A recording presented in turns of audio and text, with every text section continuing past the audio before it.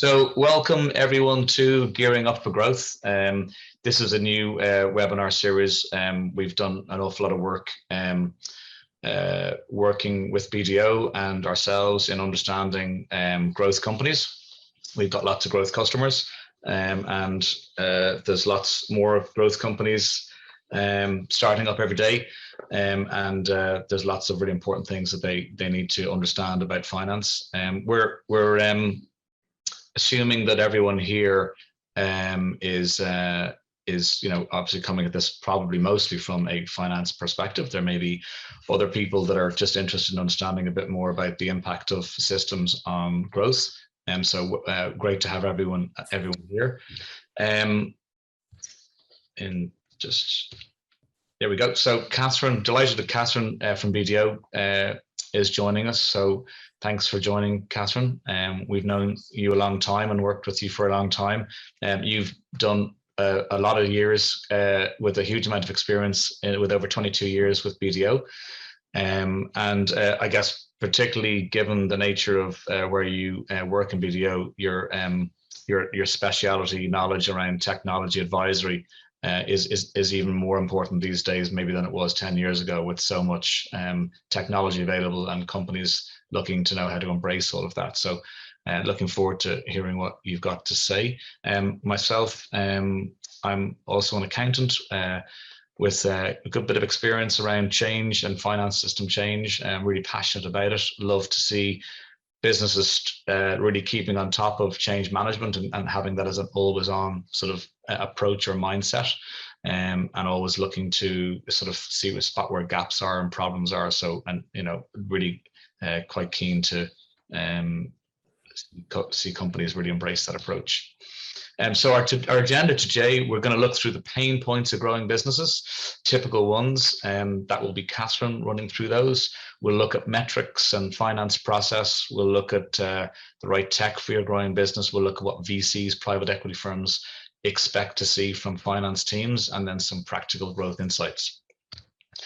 So without getting straight into it, Katherine, over to you. You've got some depth within your own knowledge and wider BDO, and it'd be great to see there's a bit of a methodology for appraising that. So really keen to see what your 7 Ps are all about. Thanks, Darren. Yeah, so here at BDO, we're very passionate about supporting ambitious entrepreneurial businesses and understanding the sort of key challenges that the business is facing, sort of in the wider operations and the business, but also very much linked to sort of the finance function and how the finance function can support the business as it grows. We've seen a particular shift over the last few years where businesses have adapted, have changed in respect of how they operate and what they're doing and what they're producing, but then often seeing that the finance function can be left to some degree a little bit behind in respect of what's expected of them. So some of the key areas that we focus on and that we see in respect of the sort of challenges of business are around these sort of 7 P areas. So first being performance, businesses are growing very fast. Being able to keep up in respect of how the business is operating. Businesses that have recently merged or acquired other operations in order to achieve growth, and incorporating that within the finance function, being able to address and monitor performance, so getting those data insights in a timely and accurate way, through to is there enough bandwidth within the business to internally to focus on the future direction of the business. If we can move on to productivity. So again, with productivity, really thinking about the performance of the business in relation to the industry benchmarks, the operational systems and processes in place. Is the finance function being as productive as it can be? Is there a lot of manual process in there? Is there a lot of duplication of effort in respect to the processes? And thinking around those systems that are in place to support that productivity as well. If we move on to play. Yeah, just on that one, Katherine, I know we were talking about this before. We shared with you that we did some research over the summer with a number of finance leaders in high growth businesses that had actually moved through that scale up phase. And that productivity and performance, I mean, they're hugely connected. A lot of the what they pointed out was the replication or the cookie cutter approach to identifying where a process, potentially could create a lot of noise in the business, can become inefficient, and it's about being able to spot those at the right time and sort of plan for them, and then using technology and maybe skills of people to refine a process so that it's very repeatable and it's effective. Absolutely, and it's being able to identify those within the business and plan effectively to manage those sorts of processes as well. So, so that's absolutely key for scaling, right? Isn't it? I mean, if you've got something that's repeatable, then it's much easier to scale upon it. Exactly. Yeah. And we'll touch on people, but again, it's are the right people doing that task? Can that be managed through technology, so that you sort of moving that requirement away from the individual, so that they can focus more on more strategic aspects of the business and the finance function. Okay, great, excellent. There you go. So we move on to play. So obviously over the last few years, there's been a lot of change in respect of working patterns and flexibility, agile working, requirement more for remote access to systems and to enable people to still do their job and still be connected through the use of things like systems and technology. So making sure that those sort of systems are available and in place for businesses to still operate efficiently. If you move on to purpose, the business having a really clear vision and strategy in respect of what it's trying to do, but also understand what it needs in respect of data from a strategic perspective. So being able to deliver that intelligence and insight in a formulated way that assists the business and supports with decision making. We can move on to process. Processes. We've touched on it there, myself and Darren, in respect of, repeatable processes, in respect of, manual intervention, disconnected systems, data transfers, real-time information, and being able to produce those sorts of things. And that's effectively where we see, processes being sort of out of date. There's complex requirements within the business, but the processes don't necessarily support those. That's really important to make sure that the processes are as streamlined and as efficient as possible. Yeah, and last, probably most important. Yeah, people. So obviously people are really important, and I think in respect of what we see, the challenge is trying to look at what individuals are doing, so making sure that the right people with the right skills are in the right position within the business, but also trying to focus them on the value add, rather than this repeatable, manual, inefficient processes, particularly as the business scales, trying to reduce that emphasis very much on, what's the outputs, what's the deliverables, rather than, data input, data capture from a finance function perspective.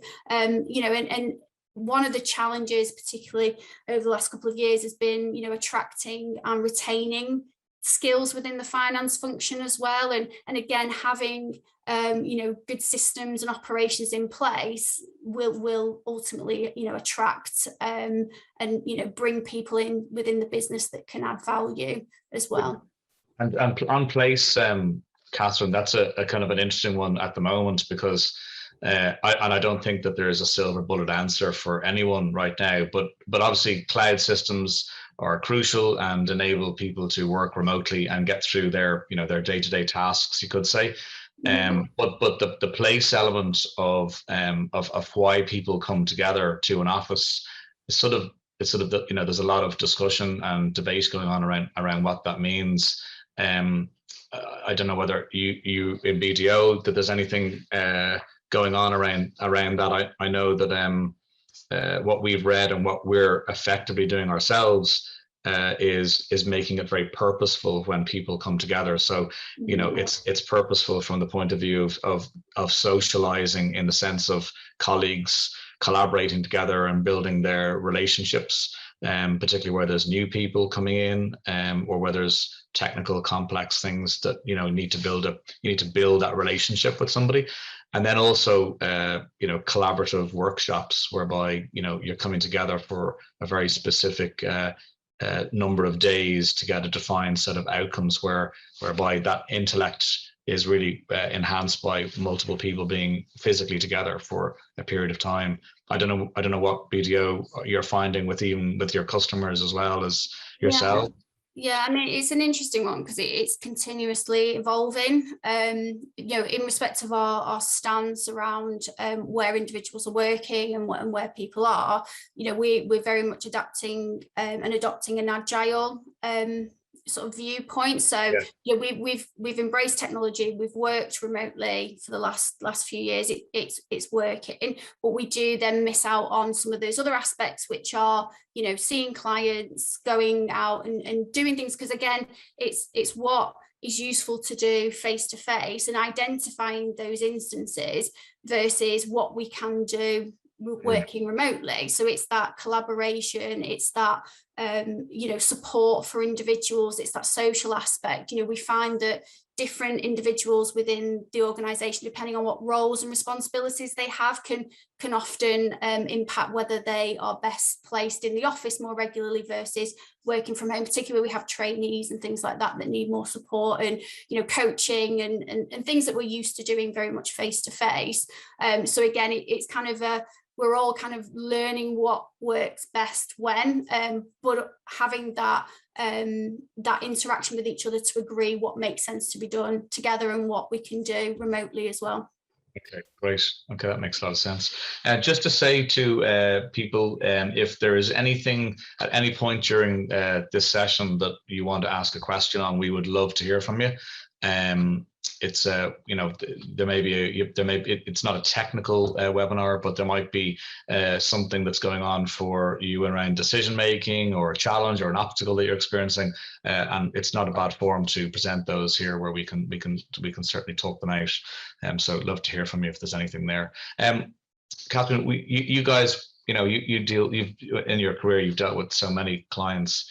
Is there a particular type of you know, sort of customer or client whereby, you know, one is, you know, maybe growth mindset or closed mindset, or, you know, open to one that really embraces all the stuff we're talking about, and then ones that maybe struggle? Like, would you without naming a client, they probably fall into a couple of different camps. Could you describe what your experience of that is like, where it works well and where it's tricky? I mean, what works well is where, you know, a business and a client has gone through the realization that there are instances and there are these drivers for change, because there is friction, there's, you know, there's inefficiencies, there's things that they want to look to change but can't do in respect of their, you know, current setup, their current systems, their, you know, current processes. They're not able to adapt and change. So once they've effectively realized that, we often get, you know, very you know, passionate teams that want to embrace, want to input into what good can look like in respect of, you know, whether that's adopting new technology or leveraging the technology that they've currently got and being able to spot those opportunities. We often find that that's where they're really engaged, they really want to change, they really want to adapt. But again, it's how we support them through that change process, because again, it's only going to be as good as that you know, adoption of it, because again, with technology, it's there. And as long as it's utilized and it's embedded into the organization, and that people are using it in the most effective way, then that's where you get the most value. Okay. But then we find that other businesses that perhaps it's changing quite significantly as a business, you know, they're growing, they're looking at new markets, new services, they're bringing lots of new people into the organization to drive that change forward. And sometimes in respect to the finance function, they're very used to doing things the way that they do it, and they don't necessarily make the connection between that's why we need to change, that's why we need to embrace a new way of working. So sometimes that's where we get a little bit of struggle to sort of move those sort of conversations forward. You kind of take 2 steps forward and then 1 step back in respect of how we go about sort of understanding what it is that they need and coming up with a process of adapting and you know, putting those things in place with them. Often it can be quite time consuming, both from our perspective but also the client's perspective as well, because obviously any change requires investment of time and effort, but to see the potential, I think, is the key. Okay, so coming with an open mind is probably pretty much a secret ingredient to getting the best results quickest, I guess, right? Yeah. Super. Oh, profit, didn't forget that one. Yeah, so I suppose in respect of profit, we've kind of touched upon it around sort of the financial strategy and aspects of, you know, performance processes to provide, you know, the information in the most you know, timely and accurate way, so that, you know, profit can be tracked, and not just profit but other you know, key metrics that are in there in respect to things like cash flows and things like that. The much more important that businesses have got a good handle on, you know, the current position, but also thinking about what that means in respect of plans that they've got in place and what that impact is going to be. And interesting on profit. I mean, you know, that's obviously a really important corporate and accounting measurement. But as a growing business, and we'll move that on in a second and when we talk about strategy a little bit. Businesses typically will choose as a corporate objective to, you know, to be in it for revenue growth, in it for market share, or in it for profit. It's you can't really do all three effectively. Like you really go for revenue growth. So if you're a tech business that's growing, you might be focusing on revenue growth or market share. The business might be funding losses or profit. If there is, it mightn't be its main focus, but it might want to make sure that embedded within the actual service or product makeup that it's actually got a high or an appropriate margin. So, you know, the margin's locked into what it's doing. It's choosing to resource the business to go after market share, which mightn't mean that there's actually a particularly strong profit number at the moment. So that's kind of another factor, right, of growth. So typical pain points, there's probably loads here. There's probably loads. So I mean, just to touch upon the types of situations that we find clients coming to us in respect of their finance function. You know, here is their existing system. So, you know, they have something in place already. It's becoming quite costly to maintain, to upgrade, to realise the benefits from it. But also we find that clients have often sometimes started that digital transformation and moved to sort of cloud solutions and have started to make that transition, but haven't necessarily yet fully realized the potential of the solution. So they've kind of gone through a part transformation, but haven't yet managed to unlock all of the capabilities of the system in respect of things like the automation features and you know, those sort of, you know, how to deal with those repeatable processes that we talked about. But also where, if you think about the wider operations of the business, there's often legacy systems, whether that be CRM systems, whether it be, you know, inventory management systems and project management systems and things like that are all supporting the business, but producing data and information from a finance function perspective.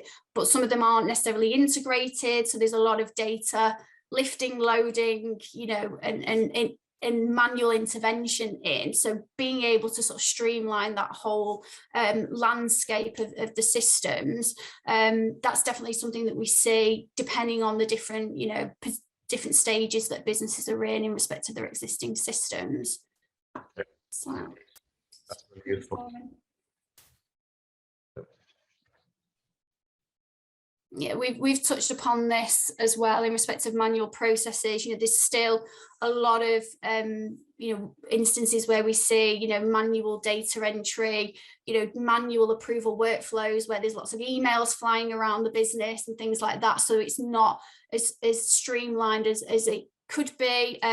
Month-end, year-end processes are just taking too long, from sort of close out through to producing management or financial information. And again, things like lack of controls and segregation of duties where, it's key individuals doing the same thing, or things that, across the board that, there isn't enough consideration in there around sort of controls and those sort of workflows in place within the system as well, but also reporting, as I mentioned, limited insights, unable to get detailed information, systems, particularly, mid-market and above finance functions, having more, dimensions to capture data and report upon data, but really looking at reporting and thinking about what it is that you need from the systems and the finance function, and then working backwards to some extent to say, how do we get to that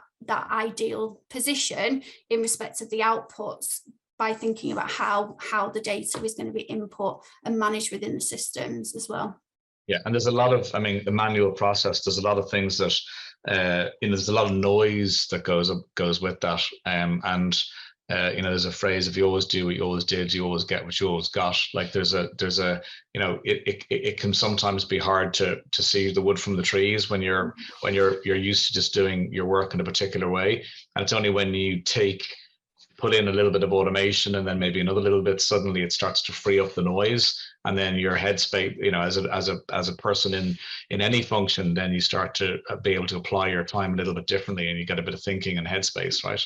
Yeah, and some of these can be fairly easy wins in respect of introducing aspects of automation, whether that be in the existing system that perhaps not utilizing, but also thinking about whether the systems that can have add-on applications linked in with them that can provide that functionality as well. So there are options to be explored and considered.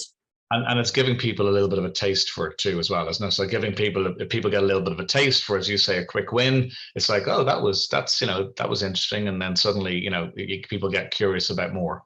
Yeah, and I think sometimes we find where we add value is just helping them to understand what they're currently doing and spotting those opportunities, and helping them to sort of realise them as well. It's definitely something that we get clients wanting, particularly if they've already gone down some level of digital adoption, but they haven't yet managed to fully realise the potential, and just to adapt to some degree as well. Okay, great. So moving on to growth mindset. The 7 Ps that you spoke about, Katherine, a lot of this is really ultimately connected to it. But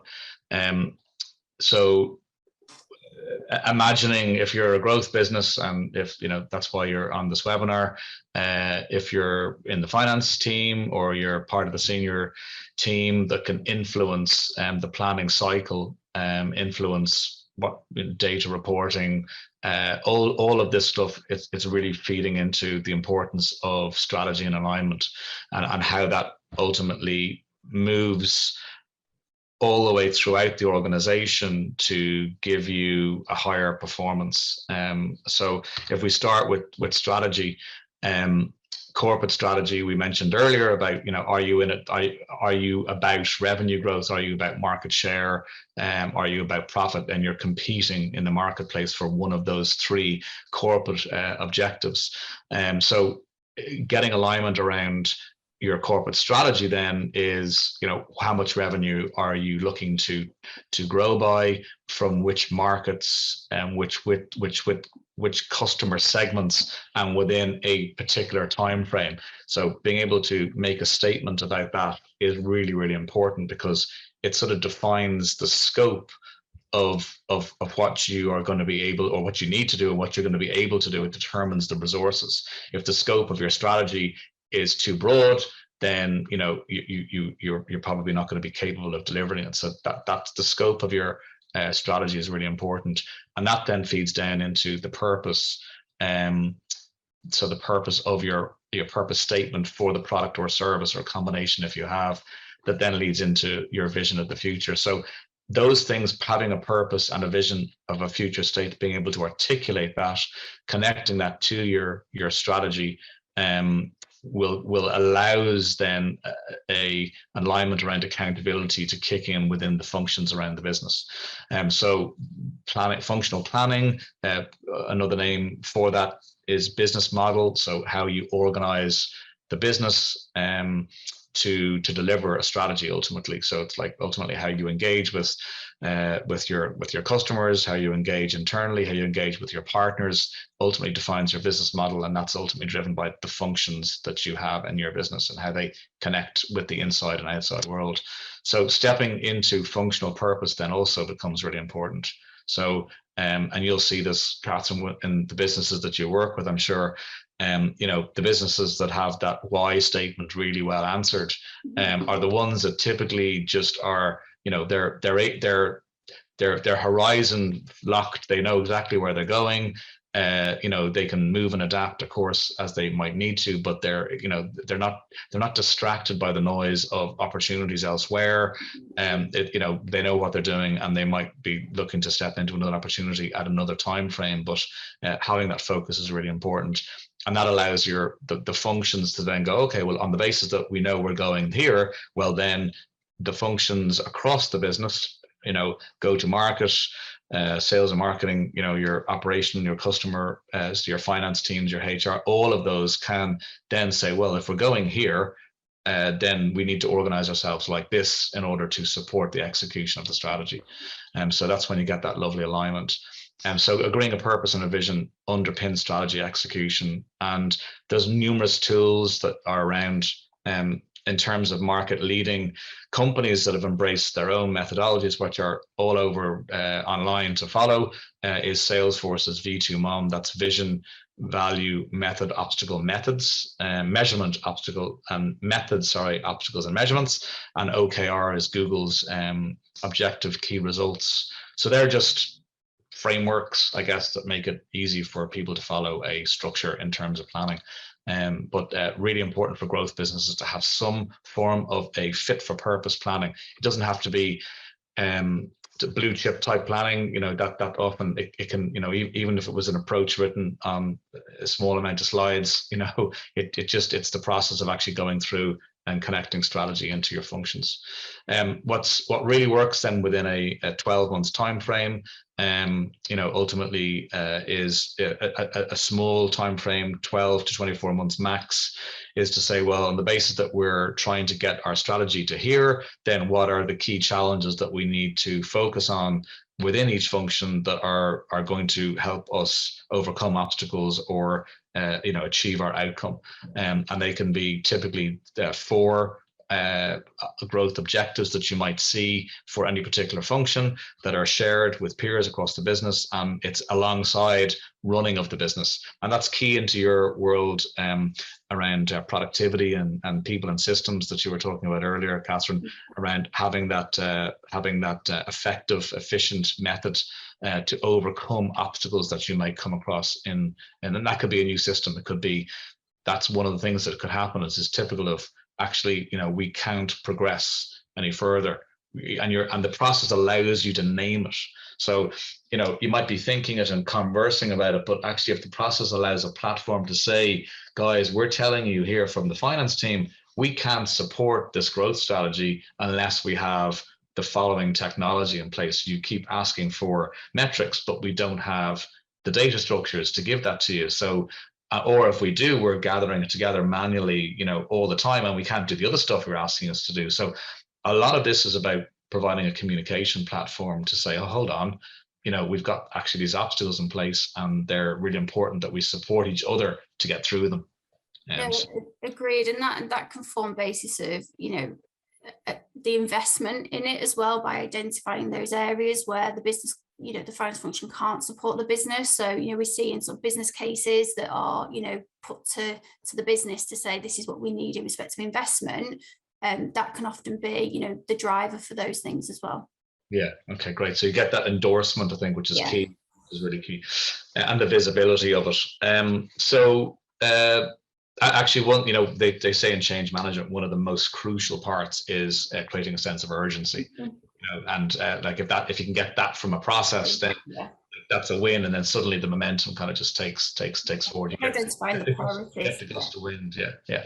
So that moves into roles and objectives. So like when you got that, you move down into the actual individual key people in the business. So they, and linking that together with HR, whereby people start to have accountability across the business at all levels, to knowing exactly what they're doing. They've got the right skills. They've been trained, and they have measurements and targets, and they're accountable. And that's got to go all the way down. And think smart, that lovely analogy that's still so relevant, of things that are specific, measurable, attainable, realistic, and timely. I think that hasn't died yet. That one, it's a great one.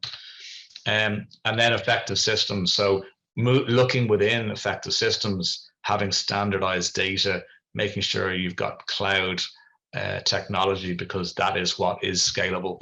And if you're a business that's been around for a long time, you mightn't fully have cloud technology. If you're a new business, you probably have got cloud first, but you might need to change up. So it needs to be scalable to grow. And integration is such a key part. We see it all the time. We'll see it in some of the examples that we are looking at in case studies in a sec. And always looking for gaps and problems. Like, that's such a key part of the finance role, Katherine, isn't it? Is always looking ahead for where a problem is going to become a real obstacle to growth, and sort of talking about it early, right? And then data and KPIs. So defining your North Star metrics for growth, adopting what's becoming really common these days, a red, amber, green, a RAG metric way of reporting, like gives you a balanced scorecard approach, and putting that against targets. Where are we winning? Where are we losing? What do we need to do more of or less of? And ultimately creating a platform for meaning, evidence-based conversations that, where there's data behind it. And that starts, if finance can drive a data culture, it starts to make conversations very different. You've got a lot less bias, an awful lot less bias opinion, and maybe less politic and debate, and much more saying, intuition is really important and experience, but when you combine that with data, then you get superb outcomes. And that leads into this sort of shift in the way an overall business can move itself from and to, supported by finance, because a lot of the transactions are processed there, whereby in the left-hand side, you have, the old method of maybe less time focused on the top pyramid, which would really be where the value is added. And when you move it across to the right, where you're doing an awful lot less transactional processing, and much more of the time invested out with the business, with insights and supporting decision making. Your compliance and your reporting, of course, are always key. That's fundamental. But if we can do less time processing and more time conversing and making decisions with data, that's a much healthier approach to support a growing business. Okay, so on to the technology itself. Over to you again, Katherine. Thanks, Darren. And just picking up on some of the points that we've raised already, and the one in the last segment around the right systems in place. In respect of finance technology, it's evolved significantly over the last few years, both from SME through to large organisations, but having more choice and opportunities to embrace technology, both in respect of existing systems, but also embracing new technology to really leverage and to evolve the finance function. So in respect of Catherine, there's just to Pat, there's a Pat Sutton. Pat has actually raised his hand, so if you're okay, maybe if you're okay to talk, Pat, I've just patched you in there. You should be able to hear us and speak now. If you want to say hello, can you hear us, Pat? Yeah, sorry, I actually hit that by mistake. Sorry about that. Oh, did you? Well, thanks for joining us, Pat. It's really informative and I must say very interesting. Okay, and Pat, just out of curiosity, what's your role and what's the business that you work with? We're finance, we're accountants, and okay. I'm finding your presentation really useful. Thanks very much. Okay, great. Well, look, thanks for joining, Pat, and there's a bit more to go. So if we can ask anything else throughout it or at the end, please feel free to contact us as well. Okay. Okay, thanks. Okay, Katherine, back to you. No worries. So yeah, what I was going to touch on here is kind of exploring the opportunities and trying to make the right decision in respect of the technology for a specific business. What we find really important is to understand the existing systems, existing landscape, the existing processes, to really sort of focus in on where there's those inefficiencies, where there's potential gaps in controls around the process as well, to really think about whether with the existing system there are opportunities to optimize. So that could be through reconfiguration of the system, additional functionality that perhaps isn't being embraced within the system as it stands, as well through working with vendors or with implementation partners that can help to unlock some of that potential within a system, but also identifying where there are actually requirements for change of the core system itself, because actually through the existing system and optimizing and making some changes, there's still some gaps. It's still not going to scale. It's not going to be future proof in respect of the finance function and the wider business. So we often find that that's a key element to go through first, and really to understand what is needed, because again, there are options out there. You can go to a full ERP system, or much more in respect of the SME market, in particular the likes of AccountsIQ, for example, in the mid-market. There's a lot of functionality within the core, but ability to scale through add-on applications that can add additional functionality to the systems as well, allows that function to scale. Sometimes we find businesses don't necessarily need everything on day one, but again, through identification of that longer term requirement, is kind of saying, well, if we're going to need it at some point, we may as well know that the system's capable of it, because then we can tap into that over time. So a lot of the time these can be sort of phased transformation projects, and adapting the finance function to the businesses as the business changes and grows. So what I'm going to touch on here is some of the sort of key benefits around adopting cloud finance technology, just to put that into perspective. So your remote access, we touched upon people, where people are placed, for example. So this idea of cloud-based remote access, multiple users of the system, but the ability within the system to apply specific roles within the system, so that everybody's clear around what they can do and what they can see within the system as well, through the access. Sorry, next one, Darren. Automation is key, really, in respect of enhancing processes, allowing the people to focus on more value add. So within systems, the types of things that we see clients wanting to embrace is around data capture, so OCR scanning of purchase invoices, for example, so that data is extracted and there's more focus on review of the data as it's captured, rather than your sort of manual keying in.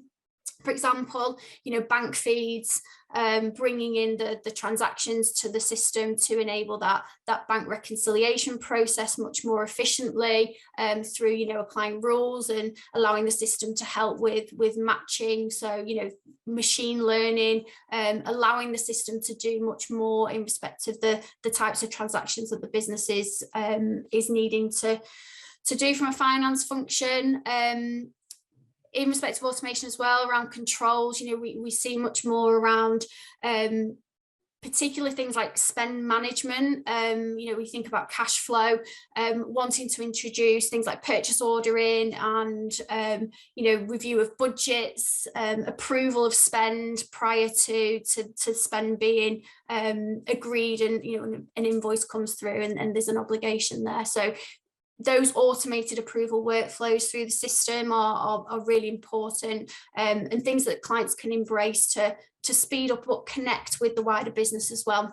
Through that integration, so we've touched upon this before, whether that be legacy systems, whether that be an operational system that's in the business that needs to integrate with the finance function to enable the data to transfer over, applying much more emphasis on the accuracy and the timeliness of that data as well, so that the real-time reporting is something that can be potentially achieved as well. But as we see with systems, particularly in the cloud finance SME market, these open APIs and other software vendors developing solutions that can be integrated, that can then enhance the functionality and provide the additional requirements that have been identified through that assessment, to say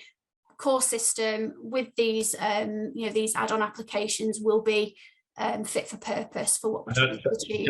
And just on that one, Katherine, I think that's so fundamental. What you're saying there is the API and integration, because what's happened with obviously the world is so much more global, and the ability to have a digital network ultimately through standard API connectors, whereby your CRM system has got a set of standard data fields that are typically sent across to another system. It just means that you're able to have a truly digital world, I guess, within a business, and in turn how it interacts. Exactly. And I think we see the marketplace is quite vast in respect of these sort of wider ecosystems, and there's always a little bit of caution there that in respect of selecting the right applications, because as you said, it's that what data can be shared, how would that support the process in respect of that happens in that system, what does that mean in that system, how does that connection work, how does the data transfer, so really having a good understanding of that is really important. I mean, we're working with a client at the moment, and they're exploring AccountsIQ, and they have their own CRM system, and we're working with the developers to look at how we can integrate the two systems, because they're really keen on automation and trying to alleviate any sort of manual process and intervention. So there's definitely the opportunity there to explore those types of things. But as I say, with ones that come with pre-connectors, this connects to this, that's great, but it's understanding what that actually means. Yeah, exactly. So you'll have some that you referred to it earlier, like as quick wins. There'll be certain things like banking connections or your MTD, your AP side, like they're typical quick win integrations that are out of the box, which exactly, yeah. But where you've got a workflow that is more meaningful or more unique to the way you do things in your own business, that's where it's a little bit more thinking time, and the likes of you provide. And there might be more investment required and development required there, and sometimes those aren't necessarily phase one. They can be, well, we're going to go through this transformation, we know we've picked the right solution, but there's a phased approach to say this is what we want to achieve overall, but we know we're going to have to take steps to get there. Okay, great. Yeah, document management, much more around the finance function and the system being, the sort of source of truth in respect of the transaction, but also the supporting documents behind it, and using some of those add-on applications, as we mentioned, like the OCR scanning solutions that can transfer copies of the source documents into the system for ease of reference and access as well. Insights, so again, key, as we've talked throughout the session, around being able to provide up-to-date financial information, the ability to retrieve that information on a much more timely basis as well. It is about data in to get good data out. So the likes of AccountsIQ having multiple dimensions is key to that, and we see that more businesses are wanting more ways of being able to track and tag the data as it goes in. Just in respect of security, again, it's understanding from a solution where things are going to be hosted, two-step authentication for login. So those security measures are improving all the time in respect of, where's data held, how's data accessed, where's it stored, but also through those integrations, as we've talked about, is understanding what that actually means in respect of data transfer as well. Yeah, so I mean, if you look at it from the finance functions point of view, people are, but it's also really important to emphasize that finance is finance is really responsible for a lot of this, security being a really important part of that too, is to make sure that they're taking on that responsibility. Absolutely. I just have a question in here from Alan Timmons. Hi, Alan. Thanks for sending that in. With regard to automation, our overhead invoices are allocated and apportioned across several departments. To date, I have not found an automated software system that can cope with the accounting of costs as per the basis setup for allocating these costs. So I'm interpreting that, Katherine, as basically a way to split. Yeah. Right. I mean, we've seen systems, and again, some, if we're looking at sort of add-on applications that can manage those types of things, some have more functionality than others in respect of what they're capable of, whether that be setting rules in place, because again, the system needs to some level of understanding of what that split means and things like. So we have seen systems that can, with setting rules to say a cost of this nature, that's the sort of split, whether it be on a supplier basis. Those are the sorts of things that we have seen. But it's interesting because again, there's sometimes an element of input still, but again, it's thinking about which bits can be automated so that there's more focus on the exceptions as opposed to the rules. So it'd be interesting to know how much of the population is required in respect of that type of data capture. It's a very interesting question, and I know, like from a product development perspective, I know that we're, I'm sure others are, but we're very much looking at our sort of future roadmap to incorporate the ability to learn to replicate apportionment and coding, so I do think that from Alan, from your perspective, I think that there can be quite an overhead around putting in rules-based software around building out rules for different things, and require quite a lot of management around that. And I do think the answer will come within a couple of years for sure, whereby basic automation, it's not necessarily quite AI, but the ability to look at a unique account on a cloud platform whereby it will be able to apply things that have happened in the past based on identifying what rules, and that you've got suggested postings, or even a learning mode that will then allow that to continue. Exactly, it's that kind of, as you said, that machine learning that sort of spots the pattern and then is able to replicate that through. But again, some of that can be quite subjective, depending on the information that's coming through and the data that needs to be captured. Yeah, I just say Alan's saying they're a small business and those systems can be expensive. That's true. I think I do think that type of technology is actually becoming, when I say simpler, it's becoming easier to embed that type of technology into accounting systems. So I think the market's talked about that arriving, and I think you'll find that it's not that far away. But thank you for the question, Al. Certainly, if you're engaged with AccountsIQ in any way or BDO, I'm sure that whatever solutions are available will be able to be shared with you. Okay, moving on. So growth metrics. So look, a little bit of a visual around metrics. We've talked and mentioned it. So finance moving into the business, it needs to start to look at maybe non-financial metrics alongside financial. There's multiple ways you can do this. It really is a question of just what suits you and what's practical to sort of assemble on a periodic basis. But there's lots of tools out there that are cloud-based that can integrate with accounting systems and with other systems to gather metrics. Funnily enough, to get started with this kind of stuff, it's often best to just get a spreadsheet, have it shared OneDrive locally, and that people just, there's a method for gathering metrics, targets stored, and then you can visualize the metrics through Excel, or you can visualize the metrics through Power BI, Tableau, or ClickView, or anything like that.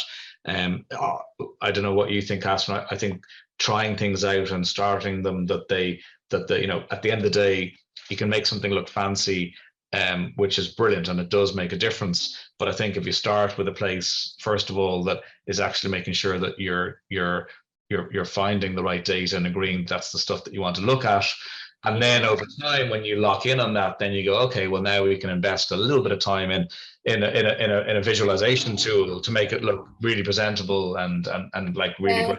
Definitely, and we're doing something internally at the moment, which is a similar thing. It's not necessarily financial data, but it's more about how we're using things. So, you know, having those insights, I think initially looking at the data, seeing where you've got gaps as well, because, you know, there may be things you're wanting to try and achieve but can't do because perhaps there's just something that's not been applied within the data set that allows for that. So, you know, addressing those things first before then, as you said, going into the kind of what it looks like is, can we access the data and can we use it in the way that we want to use it? Yeah, and there's an awful lot to be said for sharing information broad across the business.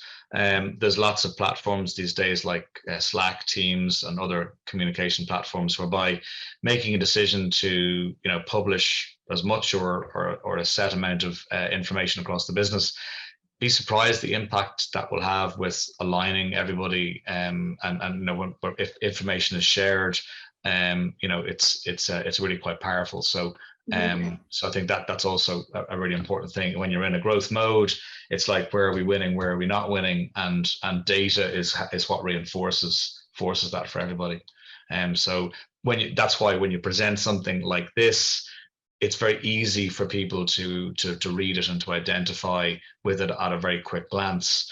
If you're financially orientated, as most people probably are on this webinar, it's very easy to look at a complex spreadsheet and find data, because you look at data the whole time. But visualization tools means, you know, a picture's worth 1,000 words or 1,000 numbers, and so it just makes it much easier for everybody to understand and be on the same page.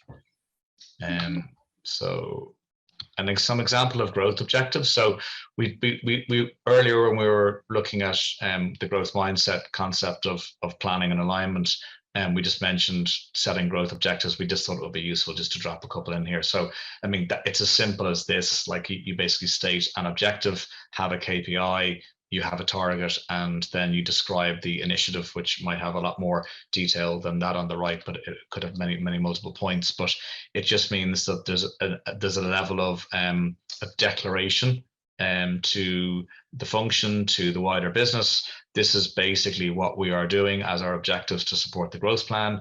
It's documented, it's shared, and you are now accountable to it within, you know, smart type timeframes and focus.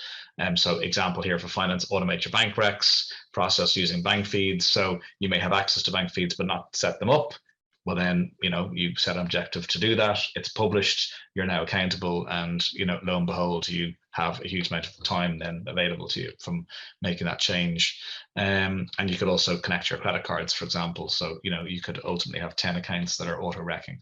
Another one is enhanced, as we looked at before, like a BI structure will allow you to give much more meaningful insights, so save a lot of work in the background, make it very repeatable to produce BI information. I know you do a lot of that work with your clients. Ultimately, what you're feeding in, you're capturing, you're helping the process capture the data, because garbage in, garbage out, you need to get the data captured in the first place. Exactly. So building out a BI structure might save a huge amount of time and have a really, really big advantage for providing really meaningful and repeatable information on a timely basis throughout the business. So there are two examples of really simple objectives that, when documented and shared, can, within the space of a quarter, you could actually have that done. Looking at what do VCs, Mike Brennan, partner in Finch Capital, gave us some insights there. So they're a Series A, B, support Series A, B funding rounds, and they're focused on high growth, typically financial tech companies. So financial due diligence and reporting are extremely important to them and any other PE house. And typical examples of things, it's the availability of being able to analyze your customer accounts. So being able to break down your revenue by BI and by a profile of a customer is really, really important. There's loads of reasons for that. You can then break that out into the cost to serve those customers, and the type of profitability and growth that you're going to get from a particular segment of the market. Your fixed and variable cost analysis, so margin analysis, is really important, and looking at internal control procedures, which is very difficult to do without the use of a good digital system. So Mike is quoted as saying, it's hugely important that companies seeking investment have the right tools and software capability in place to generate extensive range of reports and dashboards. It also helps to streamline the process as much as possible and avoid delays. So when you're in the growth mode, time is of the essence, and data is also really important to make those timely decisions. Just there is a note that 50%, this is a research based, 50% of businesses that have VC investment that focus on putting in effective systems throughout the business have a 50% higher chance of exiting the startup and move through that transition and scaling phase. That's a pretty big statistic. And it's not the systems that do it, it's actually the fact that you've got access to that data and a mindset that's focused on repeatable systems. We don't have too much time, we might even be at time, but we'll just mention these two quickly, Katherine. So you're up there, customer of yours, they're digital partners. Do you want to maybe just mention? Just high level. So this was a relatively large organisation that was setting up new in the UK. They were using a large ERP system for the whole group, but felt that perhaps that was going to be too much for this particular organisation. So we led them through discovery to understand what it was that they would require from a system, where the data sources would be coming from, what the reporting requirements would be, both for the business but also for the group, so that could still feed in to the group. And going through that process, identifying the requirements, we positioned AccountsIQ as a potential solution for evaluation, which we did, and they selected it mainly for things like the ledgers and sub-ledgers, so being able to manage multiple partners through different things like AP ledgers, for example, the integrated OCR technology, so really thinking about that process and automation through bank feeds and purchase invoice scanning, for example, but also the outputs that they could gain through dashboarding and the customized reporting from the system, but also extracting data as needed through wider evaluation and insights as well. Great, excellent. And then another example is Tyndall, they're a fairly good sized media group that were on legacy versions of Sage 50 in multiple locations. So that was like hugely relevant to a lot of the stuff that you've gone through earlier, Katherine. That these all applied, but they ultimately moved on to AccountsIQ, lo and behold, and they had a great. It was a difficult change project because of where they were coming from, but they had a really good plan over initially a 1 year period to get a lot of these wins in. So they got onto one cloud platform, so everybody could be on the same version of the truths. They had major time savings, major financial savings. Their whole reporting cycle went from being really not quite great to very fast month end turnaround, huge BI analysis insights across the group, and they continue to embed lots more automation over the last couple of years as well. So gives you a good sense of what can be done when you're starting, in their case, from quite far back, and now have a very, very modern digital cloud financial system. So that's really us. Katherine, you're really great to join us for this today. Thank you so much. Please feel free to reach out to Katherine in BDO. They've got huge. Katherine and the team have got huge depth of experience at supporting change thinking and change projects, and work with a range of technologies. Happy for anyone to reach out to me directly, or you already maybe in contact with someone from the AccountsIQ team. Hope you have a great afternoon, and we look forward to hearing from you. And again, thanks, Katherine. Thanks, Darren. Okay. Take care.